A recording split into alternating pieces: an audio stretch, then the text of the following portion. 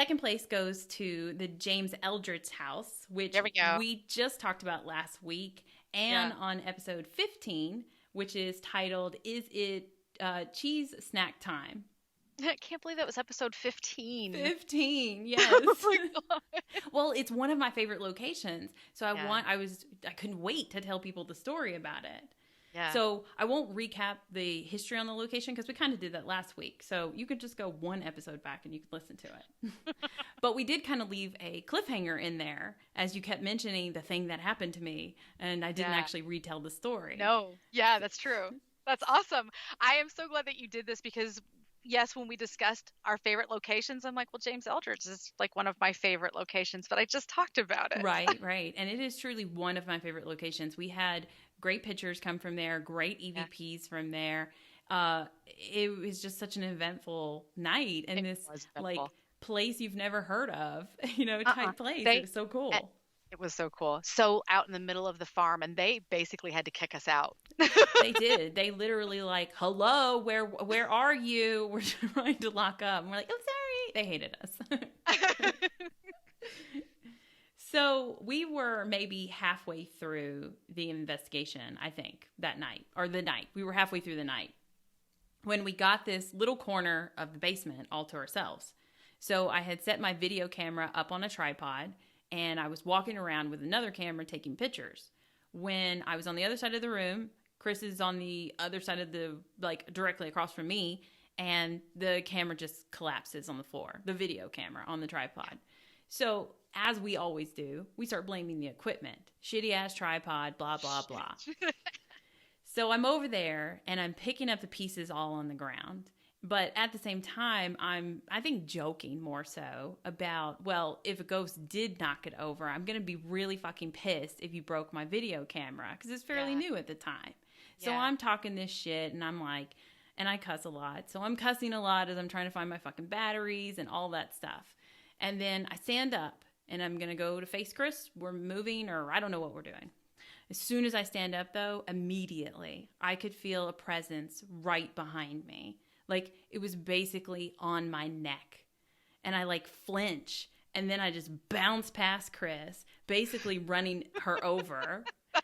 And then just to add insult to injury, I turn around and start click, click, click, taking pictures of where I felt this negative energy, which is right behind Chris.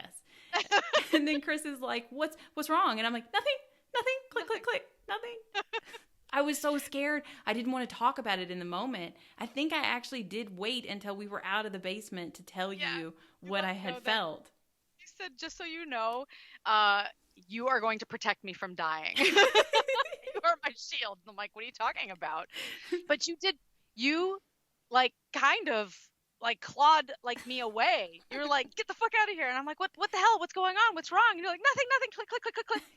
Like, wow, that's so weird. Like, she's usually not this aggressive.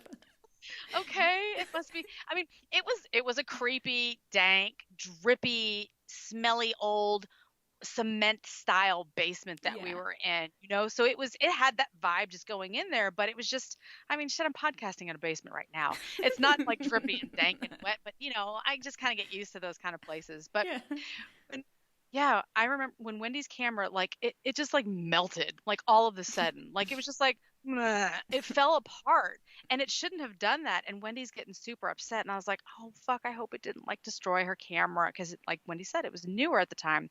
So when you like kind of rushed past me, I just thought you were like over it, it was like I was mad. Oh, I never even thought about that. She's so pissed. She's so pissed off. Oh god, maybe her is broke. No, that thing felt so bad. It reminded me a lot of the ghost that lived in my childhood home or whatever, and how he used to like linger over my shoulder like that. And I'm pretty certain that on our YouTube channel that there's an EVP right there in that moment that says like, get the fuck out.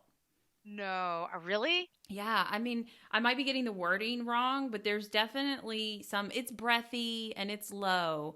But that just makes it even like meaner, right? I don't know. Yeah. There is a voice right there in that moment. Now, I wasn't video recording because my video camera was still in pieces kind of in my hand. but it was on my recorder that I always keep like strapped to me On you. somewhere. Yeah. So it's a still picture, but that's the moment right afterwards that voice came through. So you get that validation of that you had that bad feeling, and then here's the CVP, and yep, he did not like you. But we didn't have any pictures to go with it.